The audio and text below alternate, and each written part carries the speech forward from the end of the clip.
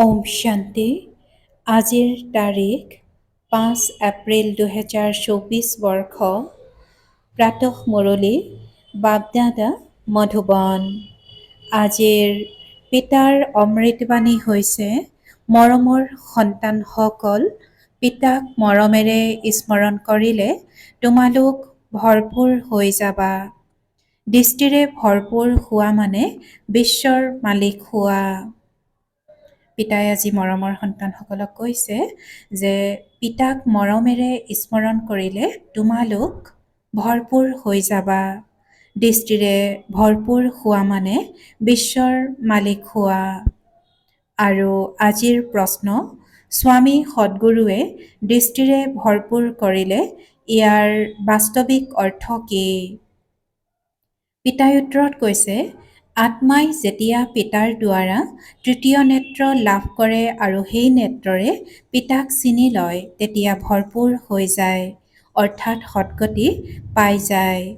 বাবাই কয়, সন্তানসকল, দেহী অভিমানী হৈ তোমালোকে মোৰ ফালে চোৱা, অৰ্থাৎ মোক স্মৰণ কৰা। অন্যৰ সংগ ত্যাগ কৰি কেৱল মোৰ সংগ লোৱা। তেতিয়া দুৰ্দশাগ্ৰস্ত অৰ্থাৎ কঙাল অৱস্থাৰ পৰা ভৰপূৰ অৰ্থাৎ চহকী হৈ যাবা। ওম শান্তি। মৰমৰ আত্মিক সন্তানসকল কাৰ ওচৰলৈ আহে? মৰমৰ আত্মিক সন্তানসকল কাৰ ওচৰলৈ আহে? আত্মিক পিতাৰ ওচৰলৈ। বুজি পোৱা যে আমি শিৱ বাবাৰ ওচৰলৈ যাওঁ। এয়াও জানা যে শিৱ বাবা হৈছে সকলো আত্মাৰ পিতা। সন্তানসকলৰ এইটো নিশ্চয় জন্মা উচিত যে তেওঁ সৰ্বোচ্চ শিক্ষকো হয় আৰু সৰ্বোচ্চ গুৰু হয়। আটাইতকৈ উচ্চজনক পৰম বুলি কোৱা হয়। সেই এজনকেই স্মৰণ কৰিব লাগে। দৃষ্টিৰ বিনিময় কৰে। গায়ন আছে, স্বামী সদ্গুৰুৱে দৃষ্টিৰে ভৰপূৰ কৰিলে তাৰ অৰ্থ থকা উচিত। দৃষ্টিৰে ভৰপূৰ কাক কৰে? নিশ্চয় গোটেই জগতৰ বাবে কোৱা হ'ব, কিয়নো তেওঁ সকলোৰে সদ্গতিদাতা, সকলোকে এই পতিত জগতৰ পৰা লৈ যাওঁতা। এতিয়া এই দৃষ্টি কাৰ? এই চকুজুৰি নেকি? নহয়, জ্ঞানৰ তৃতীয় নেত্ৰ পোৱা যায়, যাৰ দ্বাৰা আত্মাই জানে যে এওঁ আমাৰ অৰ্থাৎ সকলো আত্মাৰ পিতা। পিতাই আত্মাসকলক ৰায় দিয়ে যে মোক স্মৰণ কৰা। পিতাই আত্মাসকলক বুজায়, আত্মাসকলেহে পতিত তমোপ্ৰধান হৈ গৈছে। এতিয়া তোমালোকৰ এইটো 84তম জন্ম। এই নাটক পুৰা হয়, নিশ্চয় পুৰা হ'বও লাগে। প্ৰত্যেক কল্পতে পুৰণি সৃষ্টিৰ পৰা নতুন হয়, নতুন সৃষ্টিয়েই আকৌ পুৰণি হয় আৰু নামো ভিন্ন। নতুন সৃষ্টিৰ নাম হৈছে সত্যযুগ। পিতাই বুজাইছে, তোমালোকে প্ৰথমে সত্যযুগত আছিলা, আকৌ পুনৰ্জন্ম লৈ 84 জন্ম অতিবাহিত কৰিলা। তোমালোক আত্মাসকল এতিয়া তমোপ্ৰধান হৈ গৈছা। পিতাক স্মৰণ কৰিলে ভৰপূৰ হৈ যাবা। পিতাই সন্মুখত কয়, মোক স্মৰণ কৰা, মই কোন? পৰমপিতা পৰমাত্মা। পিতাই কয়, সন্তানসকল, দেহী অভিমানী হোৱা, দেহ অভিমানী নহবা। আত্মা অভিমানী হৈ তোমালোকে মোৰ ফালে চোৱা, তেতিয়া ভৰপূৰ হৈ যাবা। পিতাক স্মৰণ কৰি থাকা, ইয়াত কোনো কষ্ট নাই। আত্মাইহে পঢ়ে, ভূমিকা পালন কৰে। কিমান সূক্ষ্ম। যেতিয়া ইয়ালৈ আহে 84 জন্মৰ ভূমিকা পালন কৰে। পুনৰ সেই ভূমিকাই পুনৰাবৃত্তি কৰিব লাগে। 84 জন্মৰ ভূমিকা পালন কৰি আত্মা পতিত হৈ গৈছে। এতিয়া আত্মাত অলপো শক্তি নাই। এতিয়া আত্মা ভৰপূৰ নহয়, দুৰ্দশাগ্ৰস্ত অৰ্থাৎ কঙাল। পুনৰ ভৰপূৰ কেনেকৈ হ'ব? এই কথা ফাঁকি ভক্তি মাৰ্গৰ, যাৰ ওপৰত পিতাই বুজায়, বেদ শাস্ত্ৰ চিত্ৰ আদিৰ ওপৰতো বুজায়। তোমালোকে এই চিত্ৰ শ্ৰীমতত তৈয়াৰ কৰিছা। আখুৰি মতততো অনেক চিত্ৰ তৈয়াৰ কৰিছে। সেইবোৰৰ কোনো কৰ্তব্য নাই। ইয়াততো পিতা আহি সন্তানসকলক পঢ়ায়। ভগৱানো বাছ, গতিকে জ্ঞান তেওঁৰ হৈ গ'ল।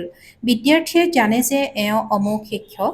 ইয়াত তোমালোক সন্তানসকলে জানা যে বেশদৰ পিতা এবাৰেই আহি এনেকুৱা অপূৰ্ব পাঠ পঢ়ায়। এই পঢ়া আৰু সেই পঢ়াৰ মাজত দিন ৰাতিৰ পাৰ্থক্য আছে। সেয়া পঢ়োঁতে পঢ়োঁতে ৰাতি হৈ যায়। এই পঢ়াৰ দ্বাৰা দিনত গুচি যায়। সেই পঢ়াটো জন্ম জন্মান্তৰ পঢ়ি আহিছা। ইয়াততো পিতাই স্পষ্টকৈ কয় যে আত্মা যেতিয়া পবিত্ৰ হ'ব তেতিয়াহে ধাৰণা হ'ব। কোৱাও হয় বাঘিনীৰ গাখীৰ সোণৰ বাচনতহে ৰাখিব পাৰি। তোমালোক সন্তানসকলে বুজি পোৱা আমি এতিয়া সোণৰ বাচন হৈ আছো। হ'বতো মনুষ্যই, কিন্তু আত্মা সম্পূৰ্ণ পবিত্ৰ হ'ব লাগে। 24 কেৰেট আছিল, এতিয়া 9 কেৰেট হৈ গ'ল। আত্মাৰ জ্যোতি যি জ্বলি আছিল সেয়া এতিয়া নুমাই গৈছে। জ্যোতি জ্বলি থকা আৰু নুমাই যোৱাসকলৰ মাজতো পাৰ্থক্য আছে। জ্যোতি কেনেকৈ জ্বলিল আৰু পদ কেনেকৈ পালে এয়া পিতাইহে বুজায়। পিতাই কয় মোক স্মৰণ কৰা। যিয়ে মোক ভালদৰে স্মৰণ কৰিব ময়ো তেওঁলোকক ভালদৰে স্মৰণ কৰিম। এইটো সন্তানসকলে জানে যে দৃষ্টিৰে ভৰপূৰ কৰোতা এজন পিতাহে স্বামী হয়। তেওঁৰ অৰ্থাৎ ব্ৰহ্মাৰ আত্মাও ভৰপূৰ হয়। তোমালোক সকলো হৈছা চগাপোক। তেওঁক অগ্নিশিখা বুলি কোৱা হয়। কিছুমান চগাপোক কেৱল পৰিক্ৰমা লগাবলৈ আহে। কোনোৱে ভালদৰে চিনি লৈ জীৱন্তে মৰি যায়, কোনোৱে পৰিক্ৰমা লগাই গুচি যায়। আকৌ কেতিয়াবা কেতিয়াবা আহে, আকৌ গুচি যায়। এই সংগমৰে সকলো গায়ন এই সময়ত যিবোৰ চলে তাক লৈয়ে শাস্ত্ৰ ৰচনা কৰে। পিতা এবাৰেই আহি উত্তৰাধিকাৰ দি গুচি যায়। বেহদৰ পিতাই নিশ্চয় বেহদৰেই উত্তৰাধিকাৰ দিব। গোৱাও হয় 21 প্ৰজন্ম। সত্যযুগত উত্তৰাধিকাৰ কোনে দিয়ে? ভগৱান ৰচয়িতাইহে আধাকল্পৰ বাবে ৰচনাক উত্তৰাধিকাৰ দিয়ে। স্মৰণো সকলোৱে তেওঁক কৰে। তেওঁ পিতাও হয়, লগতে শিক্ষকো হয়, স্বামী সদ্গুৰু হয়। তোমালোকে অন্য কাৰোবাকো স্বামী সদ্গুৰু বুলি কোৱা চাগৈ, কিন্তু সত্য একমাত্ৰ পিতাহে। সত্য বুলি সদায় এজন পিতাকহে কোৱা হয়। সেই সত্য আহি কি কৰে? তেওঁৱে পুৰণি সৃষ্টিক সত্যখণ্ড কৰি তোলে। সত্যখণ্ডৰ কাৰণে আমি পুৰুষাৰ্থ কৰি আছো। যেতিয়া সত্যখণ্ড আছিল তেতিয়া অন্য কোনো খণ্ড নাছিল। এই সকলোবোৰ পাছত আহে। সত্যখণ্ডৰ বিষয়ে কোনেও গম নাপায়। বাকী এতিয়া যিবোৰ খণ্ড আছে তাৰ বিষয়ে সকলোৱে গম পায়। নিজৰ নিজৰ ধৰ্ম প্ৰতিষ্ঠাপকক জানে। সূৰ্যবংশী, চন্দ্ৰবংশী আৰু এই সংগমযোগী ব্ৰাহ্মণ কুলৰ বিষয়ে কোনেও নাজানে। প্ৰজাপিতা ব্ৰহ্মাক মানে কয় আমি ব্ৰাহ্মণ, ব্ৰহ্মাৰ সন্তান, কিন্তু সেয়া হ'ল কোষ বংশাৱলী। তোমালোক হৈছা মুখ বংশাৱলী। পিতাই কৈছে যে তোমালোক হৈছা ব্ৰহ্মাৰ মুখ বংশাৱলী। তেওঁলোক হৈছে অপবিত্ৰ আৰু তোমালোক মুখ বংশাৱলীসকল হৈছা পবিত্ৰ। তোমালোক মুখ বংশাৱলী হৈ আকৌ শ্ৰী শ্ৰী সৃষ্টি ৰাৱণ ৰাজ্যৰ পৰা গুচি যোৱা, তাত ৰাৱণ ৰাজ্য নাথাকে। তোমালোক এতিয়া নতুন সৃষ্টিলৈ যোৱা, সেইখনক নিৰ্বিকাৰী সৃষ্টি বুলি কোৱা হয়। সৃষ্টিখনেই নতুন আৰু পুৰণি হয়। কেনেকৈ হয় সেয়াও তোমালোকে জানি গলা। অন্য কাৰো বুদ্ধিত নাই। লাখ লাখ বছৰৰ কথা কোনেও জানিবও নোৱাৰে। এয়াতো অলপ সময়ৰ কথা। এয়া পিতাই বহি সন্তানসকলক বুজায়। পিতাই কয় মই তেতিয়াহে আহোঁ যেতিয়া বিশেষকৈ ভাৰতত ধৰ্মৰ গ্লানি হয়। অন্য ঠাইত কোনেও গমেই নাপায় যে নিৰাকাৰ পৰমাত্মা কি বস্তু। ডাঙৰ ডাঙৰ লিংগ সাজি ৰাখি থৈছে। সন্তানসকলক বুজোৱা হৈছে আত্মাৰ আকাৰ কেতিয়াও সৰু ডাঙৰ নহয়। যেনেকৈ আত্মা অবিনাশী তেনেকৈ পিতাও অবিনাশী। তেওঁ হ'ল পৰম আত্মা। পৰম মানে তেওঁ সদায় পবিত্ৰ আৰু নিৰ্বিকাৰী। তোমালোক আত্মা সকলো নিৰ্বিকাৰী আছিলা। সৃষ্টিও নিৰ্বিকাৰী আছিল। সেইখনক কোৱাও হয় সম্পূৰ্ণ নিৰ্বিকাৰী। নতুন সৃষ্টি আকৌ নিশ্চয় পুৰণি হয়। কলা কম হৈ গৈ থাকে। দুটা কলা কম হওঁতে চন্দ্ৰবংশী ৰাজ্য আছিল, পিছত সৃষ্টি পুৰণি হৈ গৈ থাকে। পাছলৈ অন্য অন্য খণ্ডবোৰ আহি থাকে। তাক কোৱা হয় ড্ৰামাৰ আনুষংগিক অৰ্থাৎ লঘু দৃশ্য। কিন্তু হাল মিহলি হৈ যায়। ড্ৰামাৰ পৰিকল্পনা অনুসৰি যি হয় সেয়া আকৌ পুনৰাবৃত্তি হ'ব। যেনেকৈ বৌদ্ধ ধৰ্মীসকলৰ কোনোবা ডাঙৰ ব্যক্তি আছিল, কিমানক বৌদ্ধ ধৰ্মলৈ ধৰ্মান্তৰিত কৰিলে। ধৰ্ম সলনি কৰাই দিলে হিন্দুসকলে নিজৰ ধৰ্ম নিজেই সলনি কৰিছে, কিয়নো কৰ্মভ্ৰষ্ট হোৱাৰ বাবে ধৰ্মভ্ৰষ্টও হৈ গৈছে। বাম অৰ্থাৎ বিকাৰী মাৰ্গত গুচি গৈছে। জগন্নাথৰ মন্দিৰলৈ যদিও যায়, কিন্তু কাৰো একো খেয়াল নচলে। নিজে বিকাৰীৰ বাবে তেওঁলোককো বিকাৰী দেখুৱাই দিছে। এইটো বুজি নাপায় যে দেৱতাসকল যেতিয়া বাম মাৰ্গত গ'ল তেতিয়া এনেকুৱা হৈ গৈছে। সেয়া এই সময়ৰে চিত্ৰ। দেৱতা নামটো বহুত ভাল। হিন্দুটো হ'ল হিন্দুস্থানৰ নাম, আকৌ নিজক হিন্দু বুলি কৈ দিছে। কিমান ডাঙৰ ভুল। সেয়েহে পিতাই কয় য়দা য়দা হি ধৰ্মস্য, অৰ্থাৎ যেতিয়াই ধৰ্মৰ গ্লানি হয় বাবা ভাৰতলৈকে আহে। এনেকৈতো নকয় মই হিন্দুস্থানলৈ আহোঁ, এয়া হ'ল ভাৰত, হিন্দুস্থান বা হিন্দু ধৰ্ম নাই। মুছলমানসকলে হিন্দুস্থান নাম ৰাখিছে, এয়াও ড্ৰামাত নিৰ্ধাৰিত হৈ আছে। ভালকৈ বুজিব লাগে, এয়াও জ্ঞান। পুনৰ্জন্ম লৈ লৈ বাম মাৰ্গত আহি আহি ভ্ৰষ্টাচাৰী হৈ যায়। আকৌ তেওঁলোকৰ আগত গৈ কয় আপুনি সম্পূৰ্ণ নিৰ্বিকাৰী, আমি বিকাৰী পাপী। অন্য কোনো খণ্ডৰ লোকে এনেকৈ নকয়, আমি নীচ অথবা আমাৰ কোনো গুণ নাই। এনেকৈ কোৱা কেতিয়াও শুনা নাই। শিখ লোকসকলেও গ্ৰন্থৰ আগত বহে, কিন্তু এনেকৈ কেতিয়াও নকয় যে নানক আপুনি নিৰ্বিকাৰী, আমি বিকাৰী। নানকপন্থীয়ে খাৰু পিন্ধে, সেয়া হ'ল নিৰ্বিকাৰী অৱস্থাৰ প্ৰতীক। কিন্তু বিকাৰ অবিহনে থাকিব নোৱাৰে, মিছা প্ৰতীক ৰাখি দিছে। যেনেকৈ হিন্দুসকলে লগুণ পিন্ধে, সেয়া পবিত্ৰতাৰ প্ৰতীক। আজিকালিতো ধৰ্মকো নামানে। এই সময়ত ভক্তিমাৰ্গ চলি আছে, তাক কোৱা হয় ভক্তি পন্থ। জ্ঞান পন্থ সত্য যুগত থাকে। পিতাই কৈছে যে জ্ঞান পন্থ সত্য যুগত থাকে। সত্য যুগত দেৱতাসকল হৈছে সম্পূৰ্ণ নিৰ্বিকাৰী, কলিযুগত সম্পূৰ্ণ নিৰ্বিকাৰী কোনো হ'ব নোৱাৰে। প্ৰবৃত্তি মাৰ্গৰ স্থাপনাটো পিতাইহে কৰে, বাকী সকলো গুৰু হৈছে নিবৃত্তি মাৰ্গৰ। নিবৃত্তি মাৰ্গতকৈ প্ৰবৃত্তি মাৰ্গৰ জোৰ বেছি হৈ গৈছে। পিতাই কয় এই যিবোৰ তোমালোকে পঢ়িছা তাৰ দ্বাৰা মোক নোপোৱা। মই যেতিয়া আহোঁ তেতিয়া সকলোকে দৃষ্টিৰে ভৰপূৰ কৰি দিওঁ। গায়নো আছে স্বামী সৎগুৰুৱে দৃষ্টিৰে ভৰপূৰ কৰি দিয়ে। তোমালোক ইয়ালৈ কিয় আহিছা? ভৰপূৰ হ'বলৈ, বিশ্বৰ মালিক হ'বলৈ। পিতাক স্মৰণ কৰিলে ভৰপূৰ হৈ যাবা।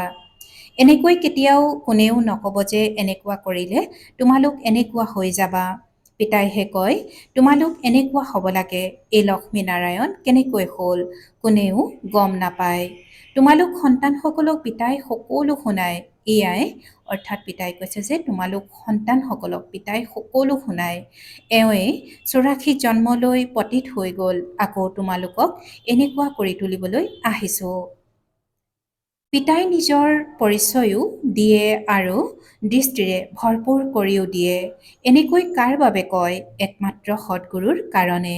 সেই গুৰু লোকটো অনেক আছে, আৰু মাতাসকল অবলাসকল হৈছে সুজা। তোমালোক সকলো ভোলানাথৰ সন্তান। শংকৰৰ বাবে কৈছে যে চকু মেলিলে আৰু বিনাশ হৈ গ'ল, এয়াও পাপ হৈ যাব। পিতাই কেতিয়াও এনেকুৱা কামৰ বাবে নিৰ্দেশনা নিদিয়ে। বিনাশটো অন্য বস্তুৰ দ্বাৰা হ'ব, পিতাই এনেকুৱা নিৰ্দেশনা নিদিয়ে। এয়াতো সকলো বিজ্ঞানে উদ্ভাৱন কৰি থাকে। বুজি পাই যে আমি নিজেই নিজৰ কুলৰ বিনাশ কৰোঁ। তেওঁলোককো বান্ধ খাই আছে। পিতাই কৈছে যে তেওঁলোকো বান্ধ খাই আছে, এৰিব নোৱাৰে। কিমান নাম হয়, চন্দ্ৰলৈ যায়, পিছে একো লাভ নাই। মৰমৰ সন্তানসকল, তোমালোকেও পিতাৰ ফালে চোৱা, অথবা সেই আত্মা নিজৰ পিতাক স্মৰণ কৰা, তেতিয়া ভৰপূৰ হৈ যাবা। পিতাই কয় যিয়ে মোক স্মৰণ কৰে, মোৰ বাবে সেৱা কৰে, ময়ো তেওঁলোকক স্মৰণ কৰোঁ। গতিকে তেওঁলোকে শক্তি পায়। তোমালোক সকলো ইয়াত যি বহি আছা, যিসকল ভৰপূৰ হৈ যাব, তেওঁলোকে ৰজা হ'ব। গায়নো আছে অন্যৰ সংগ ত্যাগ কৰি এজনৰ সংগ লওঁ, এজনেই নিৰাকাৰ, আত্মাও নিৰাকাৰ। পিতাই কয় মোক স্মৰণ কৰা। তোমালোকে নিজেই কোৱা হে পতিত পাৱন, এয়া কাক কলা? ব্ৰহ্মাক, বিষ্ণুক নে শংকৰক? নহয়, পতিত পাৱনটো এজনেই, তেওঁ সদায় পাৱনেই হয়। তেওঁক সৰ্বশক্তিমান বুলি কোৱা হয়। পিতাইহে সৃষ্টিৰ আদি মধ্য অন্তৰ জ্ঞান শুনায় আৰু সকলো শাস্ত্ৰক জানে। সেই সন্ন্যাসীয়ে শাস্ত্ৰ আদি পঢ়ি উপাধি লয়। পিতাৰতো আগতেই উপাধি প্ৰাপ্ত হৈ আছে, তেওঁ পঢ়ি উপাধি ল'ব লাগে জানো? ভাল বাৰু। অতি মৰমৰ কল্পৰ পাছত পুনৰাই মিলিত হোৱা সন্তানসকলৰ প্ৰতি মাতা পিতা বাপ দাদাৰ স্নেহপূৰ্ণ স্মৰণ আৰু সুপ্ৰভাত।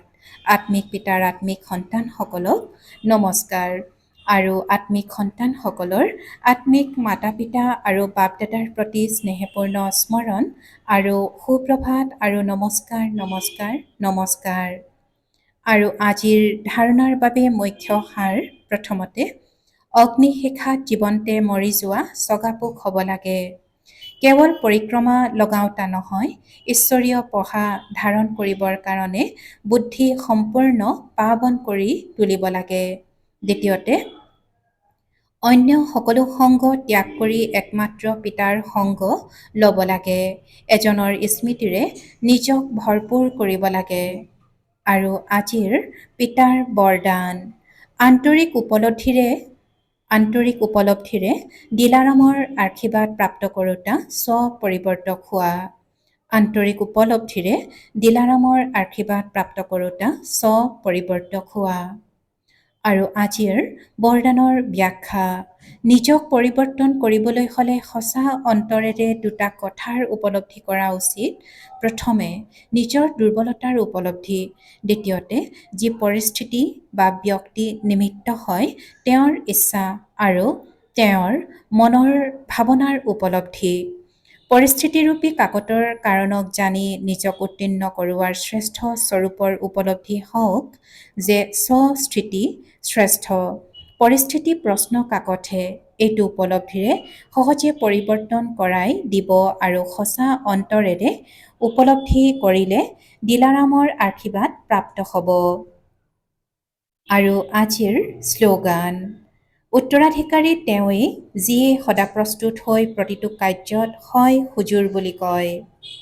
পিতাই আজি শ্লোগানত কৈছে যে উত্তৰাধিকাৰী তেওঁৱেই যিয়ে সদা প্ৰস্তুত হৈ প্ৰতিটো কাৰ্যত হয় হুজুৰ বুলি কয়। ওম শান্তি।